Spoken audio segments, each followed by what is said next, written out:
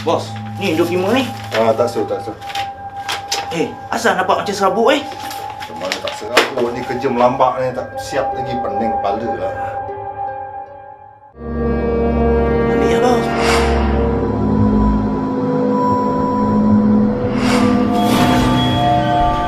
Abang dah balik? Dah kerti kemar rumah lah. Alih Maskal tu. Cik Syam! Kamu dipecat! Ibu, tandas tak boleh buka lah. Ha? Sekejap. Ya Allah.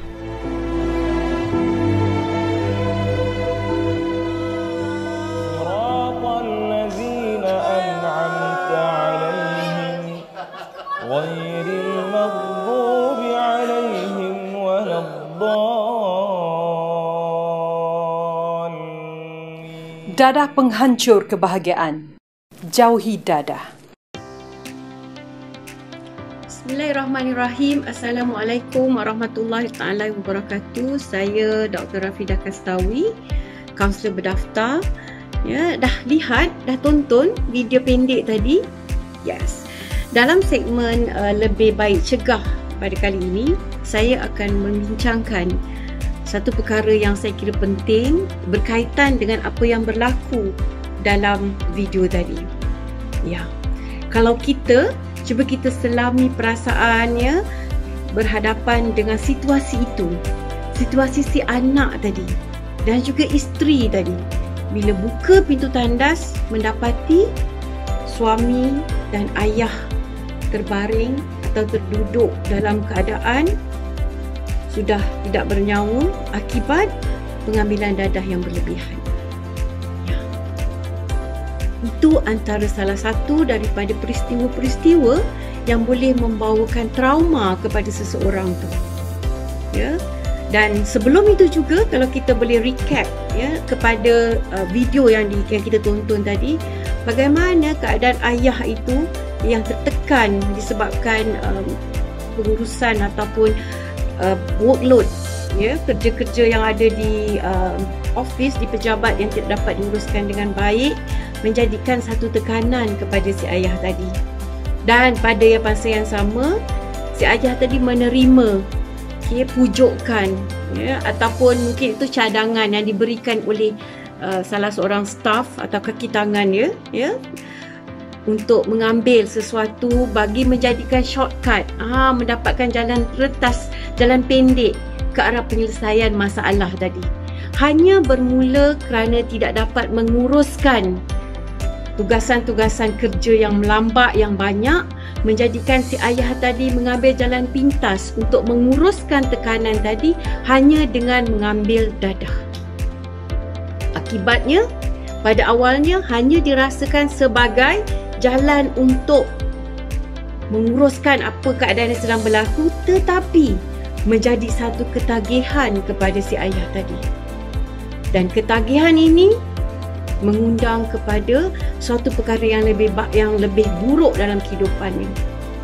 Ya, bermula daripada seorang ayah yang penyayang, ya, yang begitu rapat dengan ahli keluarga, yang suka meraihkan keluarga, tapi disebabkan dadah ini tadi menjadikan si ayah tadi lupa, tak ingat, ya, tak dapat untuk menjiwai peranan sebagai ayah atau suami yang penyayang dan juga pengasih kepada si anak ni tadi dan juga kepada keluarga.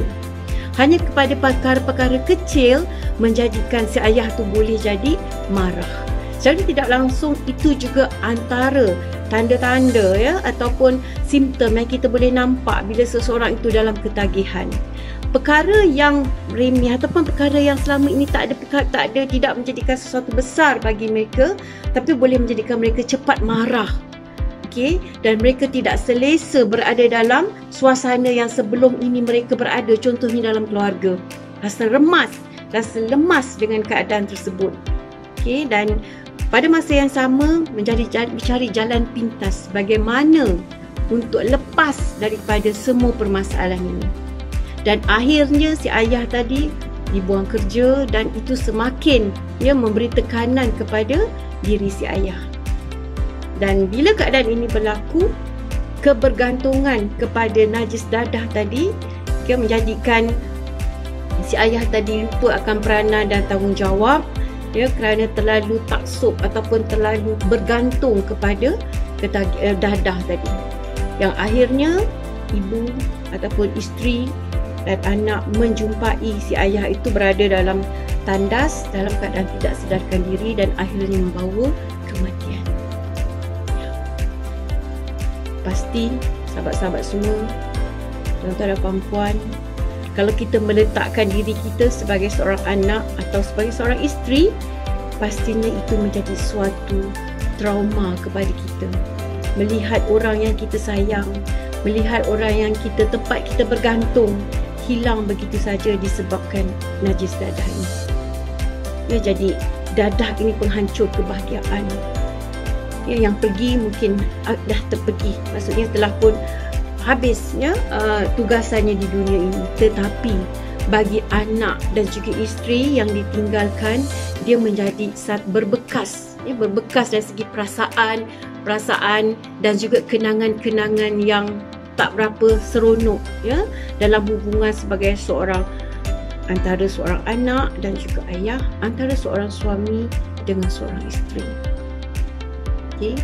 Jadi beberapa perkara, ya, yang ingin saya bincangkan, ingin saya berkongsi, ya, rentetan daripada video itu tadi. Bila kita melihat kepada perkara yang disebut sebagai trauma, ya, adalah respon psikologikal kita, sama ada secara emosi, secara fizikal yang berpanjangan selepas daripada berlakunya situasi tersebut. Jadi sahabat-sahabat, sekiranya berlaku sesuatu dalam diri kita dan ianya berada dalam fikiran, kita tidak dapat nak lepaskan, kita tidak dapat nak lupakan, ya, dan dia berpanjangan selama 1 bulan, ya, diharapkan sahabat-sahabat dapatkan bantuan, ya, kerana perlu, ya, bila anda masing-masing berhadapan dengan perkara-perkara yang bersebut traumatik ini, dia akan berada dalam fikiran kita. Kita akan berfikir, menyebabkan kehidupan kita tidak lagi menjadi sebagaimana yang biasa. Kita tak suka dengan kehidupan kita yang biasa kerana perasaan-perasaan itu dah mula, dah mula kata orang tu berada dalam fikiran, dalam badan kita, ya, dalam kehidupan kita, dan menjejaskan rutin kehidupan kita yang dulu kita rasa okey, kita rasa seronok, tetapi sekarang kita jadi sesuatu perkara yang menyedihkan. Kita mula menjauhkan diri daripada keluarga, mungkin kawan-kawan, mengasingkan diri hanya kerana memikirkan perkara tersebut. Dan ada kalanya kita juga merasakan rasa self blame, kita salahkan diri kita. Adakah kematian si ayah tadi disebabkan aku sebagai anak yang tak dengar kata, ataupun aku sebagai seorang isteri yang tak menguruskan suami dengan baik, tidak dapat menjaga suami dengan baik? Self blame tu akan berlaku. Kita akan menyalahkan diri kita atas apa yang telah berlaku tadi. Ya, menjadikan kita mula dengan kebimbangan, ketakutan, dan kalau tidak dirawat, dia boleh membawa kepada kemurungan. Dan pastinya, ya, kestabilan emosi dan perasaan kita tidak akan berada pada tahap yang membina, yang dapat membantu pengurusan keluarga kita dan diri kita pada awalnya, ya, dan seterusnya. Dan lagi, bila kita berhadapan dengan trauma ini, dia juga memberi kesan secara fizikal. Ya, kita mulalah rasa cepat letih, dan kadang-kadang kita akan cepat marah, cepat berasa sedih, ya, atau orang kata cepat sentap dengan perkara-perkara yang tak ada kaitan pun, tiba-tiba saja trigger kita. Ya, ada sesuatu yang menyebabkan, kadang-kadang dengan bau, ya. Contohlah kalau kita dalam video ni tadi, kematian ayah yang disaksikan dalam tandas. Ya, waktu itu mungkin ada bau tandas itu sendiri, bau najis dadah itu sendiri, ya, dan keadaan itu menghantui diri kita. Bau itu, the smell dalam toilet itu juga berterusan berada dalam fikiran. Dan pada masa ketika itu kita mungkin mendengar raungan anak, raungan isteri tadi, raungan ibu tadi yang berkekalan dalam fikiran kita, menjadikan kita rasa, ya Allah, betul ke tidak? Kenapa aku yang dipilih untuk merasai keadaan ini? Kita dalam denial, ya, kita penafian. Kenapa aku? Kenapa tak orang lain? Kenapa ayah aku yang menghadapkan keadaan ini, bukan bapa orang lain?